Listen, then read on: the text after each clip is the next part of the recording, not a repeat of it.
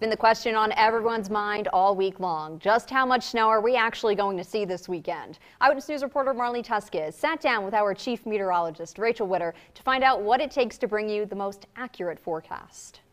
The storm we'll be seeing this weekend is making its way to the Mohawk Valley from the west coast. So that's our first big issue, is that we're looking at something that's 2,000–3,000 miles away for this weekend. For a good idea of what to expect a few days out, and a few days out is really the threshold for how accurate these things are going to be. Several factors go into reading storm systems, specifically where the storm is going to end up and how much moisture it's bringing along with it.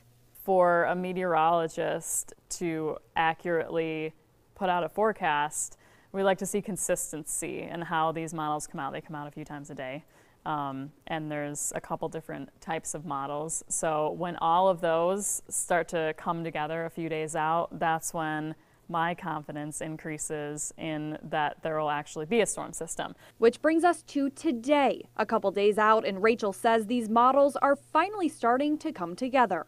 1 inch of water packed into the storm usually equals roughly 10–11 inches of snow.